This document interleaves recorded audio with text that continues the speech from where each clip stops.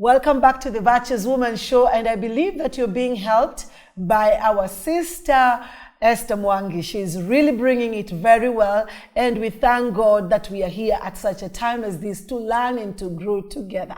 Please continue watching us. And Sister Esther, you talked about undergarments that we wear, and you said it was not good for us to put on damp undergarments. Yes. Zile ambazo ni baridi kwa wale ambao hawaelewi.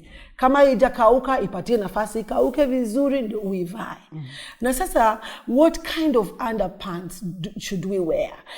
Because kuna zile zina affect watu material, na kuna wale wengine ambao hata nizao wanavaa lakini ni kama hata hajavaa. What kind of underpants should a woman wear? The recommended material is the cotton material. Okay. But if you are not sensitive, if your skin is not sensitive, you can use even other materials. Yes. So it's not a must that you put on the cotton one. But if umejikuta unakuta ukitumia hii material ingine unawashwa then it's good to stick to cotton wool. The next thing, please women, let us not put ourselves on the ground, on the floor. Tunaenda kununua suruali za mtumba. Yes. Yet kuna suruali cheap 20 shillings 30 shillings yenye haijafariwa na mtu. Hiyo imefariwa, hujui mwenye alikuwa amefaa ako na ugonjwa gani. And then ujiletee ugonjwa ya ng'ambo, uimport ugonjwa.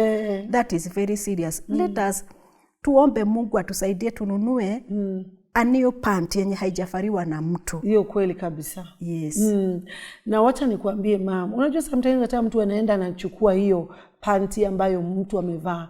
Haujui huyo mtu alikuwa na ugonjwa gani kama umesema. Yes. Haujui amekuwa akiishi maisha gani. Na wewe mwenyewe unataka kujitunza, unataka ujipende. Na kama kuna hata panti nzuri zinaenda na 30 shillings, ukiamini Mungu akupatie hiyo 30 shillings kununua panti, atakupatia kuliko kwenda kuchukua suruali za mtumba. Nimeona mama wengine wanafanya hivyo, wanaenda wanachagua hata bras. Sio panties peke yake, hata bra za mtumba. I believe hata hizo ni vizuri kuziwacha. Yes. Tusizivae. Na sasa mama, kuna issue nyingine ambayo unakutana na mwanamke ambaye hata unaona anajikuna kwenye sehemu za siri, ama anakuambia anajikuna, anatoa uchafu. What is it that causes that? Is it something that is picked on public toilets, or what is it that causes that infection? We call it candidiasis. One, I would want to be very specific that candidiasis is not sexually transmitted. Because unajua sisi watu wengi tunajua the common mama hata wa nyumbani akianza kujikuna anafikiria mume wake ametembea nje. Anakompanisha mzee kweli. We should avoid that. Yeah. Candidiasis or yeast can be caused by several things. Okay. One, the hormonal changes that takes place in our body. We know about the menstrual cycle. Yes. Wakati fulani when a certain hormone is very high, unaweza kujikuna. Wengine, if we are misusing antibiotics, and not only misusing, kuna mtu akitumia antibiotics, anajikuna. So if you are that type, whenever you go to see a doctor because you are sick, na uandikiwe antibiotics, remind him wakupee dawa ya yeast infection. Pia there are some family planning methods to some people, a very small degree. Inaweza fanya ukuwe na yeast ama ujikune huko chini. So pia kama uko that type ni vizuri kuavoid that type. But I said a very small degree. Tusianze leo kusema sitatumia family planning kwa sababu sister alisema maybe in 1,000 ni mwanamke mmoja anajikuna because of a family planning methods. Again, when women are pregnant, because again, you know, when you are pregnant, almost the whole body changes. You're right. Because of the several changes that have taken place in your body. Uko na uwezekano wa kupata hiyo kujikuna katika sehemu ya uzazi na kupata uchafu ambao inakaa kama maziwa imeganda. That is still candidiasis. Again, pia wa mama wenye wako na shukari, wako na hiyo issues because of the problem of diabetes. Yes. So it's important for the women to know that are diabetic, that when maybe your sugar levels are high, Yes. There's a possibility that you can get the candidiasis. Yes. Because unaanza kujikuna. Na pia, is it possible for someone to get candidiasis through toilet or when we use somebody else's towel? Is it a possibility? It's a possibility. Okay. Because that towel about that was used with supposing somebody was sick. Alafu unajipangusa na hiyo towel yake huko chini, uko na uwezekano wa kupata pia ugonjwa huko chini. Haya, umeenda toilet, umekaria, maybe tuseme unaenda haja kubwa na mwenye alikuwa mbele yako alikuwa na ugonjwa na pengine hata hakufurashi hiyo toilet. Hiyo choo kubwa ikianguka kwa hiyo maji inakurukia. Uko na hiyo uwezekano. Okay. Yes. Wow. Nimependa vile umesema pia ukaambia wamama ambao wako na mimba ya kwamba sometimes they can get candidiasis because of the hormonal changes, a lot of changes that is happening into their bodies. So what should a pregnant woman do? Or how should they take care? And can this candidiasis or this infection affect the baby? The candidiasis won't affect the baby. That is the beauty about candidiasis. It doesn't go beyond the cervix. Okay. So it doesn't affect the baby at all. Okay. So in case the woman is feeling anasikia kujikuna, kuna hiyo discharge inatoka, she should see a doctor so that she is put on medication. Okay. Yes. Again, they say that masiwa ya yogurt ni vizuri sana ku reduce the incidence of candidiasis. Okay. Sasa unajua umeleta a very interesting topic ambayo nilikuwa ninaifikiria, lakini sasa umeongea kuhusu yogurt na tumesikia tukaambiwa. Sasa hii yogurt mahali inakujaga ni hii. Wengine wanasema ukinywa yogurt itasaidia ku reduce the level of yeast or candidiasis. Na wengine wanasema upake yogurt. How true is this? Apana, utakikani kupaka. It's like you are having a stomachache. Unapakaga dawa kwa stomach kama una mesa. Unikumeza. Or if you are having a headache, you don't paka kwa kichwa, una mesa and then God anajua vile itafikia kichwa ndio ipo. So when you take vile Mungu ametuumba, anajua vile itafikia huko na itengeneze. Yes. You see, sasa all the myths that are outside there that are not right. And women are missing it. Because I've even heard that when you give birth to a baby girl, sometimes utapata katoto kanatoa discharge. Hiyo. Na wanaambiwa huko mashinani sister kama huko jua wapake mtoto yogurt hapo mahali. Na wananunua yogurt na wanapaka.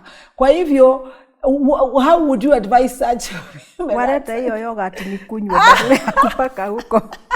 Because actually it is a waste. It is a waste. Yes, she would rather take so that the baby will get milk when she's breastfeeding than wasting it that way. Yes. Wow, that is something that you've really helped us. And so as we bring this to a close, how many times should we visit a gynecologist? Is it only when we realize we are pregnant or we want to get married ndio tunakimbia kuona gyna? Or how often and at what age should one begin to visit a gyna? Before I go that, there's something we didn't talk about: public toilets. Okay. There are public toilets all over that we pay 10 bob. Yes. Ndio tusaidike. And as you enter, the person manning the toilet, and unalipa 10 bob anakupatia tissue paper. Yes. I want to encourage women not to use that tissue paper. Okay. That man handles money from morning to evening. Sijawahi kumpata akinawa mkono. Very true. Na amekupatia hiyo tissue. Yes. You can get infection from that tissue. As a woman, make a habit of having your own. Yes. Hata akikupatia juu hutaki yaonekane kama uko na maringo, go with it, throw it in the toilet, use yours. Let us avoid those tissue paper. That is very important. Because imehandoliwa na mikono yenye imeshika pesa, na hizi pesa zimeshikwa na watu wengi. Kabisa. It's also not good to stay with the urine for a long time. Ni vizuri wakati unasikia uko na mkojo mkojo, unaenda unakojoa. Yes. Usikae from morning to evening and then unajigamba mimi nakaaga mchana mzima sijaenda toilet. It's good to empty your bladder often because ukiweka hiyo mkojo huko it accumulate germs na utagojeka.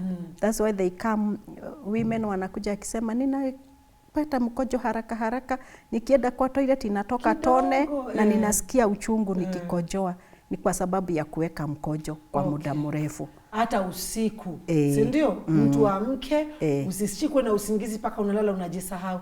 Amka, enda. Hata kama utaenda mara 3, it's better than keeping it there. Na kukunywa maji mingi pia kunasaidia kwa sababu kutasaidia kuondoa uchafu kwa mwili. Good. Coming to the issue of seeing a gynecologist, first of all, I want to say it's not every other woman who can afford to pay the fee for a gynecologist.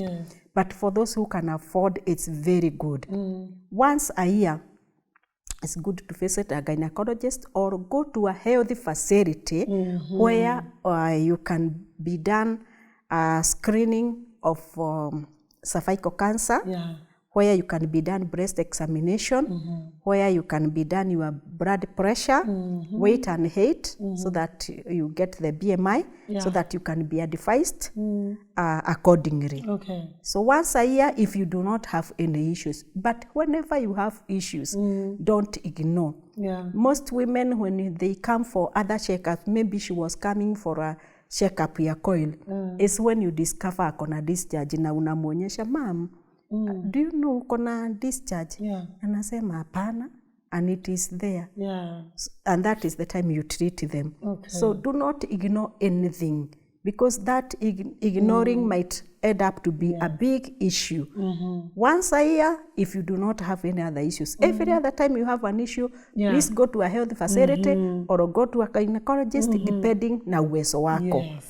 So when a woman notices that their panty is wet, they're removing mucus, those unless that lady is going through what do they call when they're shedding eggs?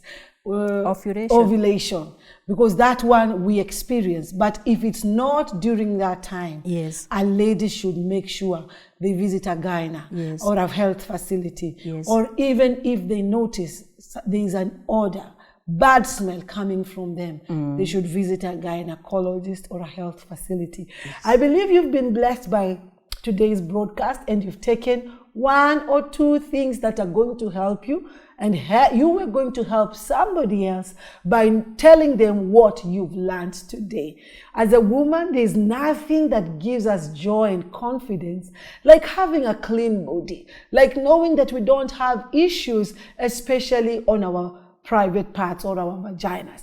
May the Lord bless you. May the Lord keep you. I want to ask you to please watch the repeat of the same tomorrow at 6:50 p.m. to 7:20 p.m.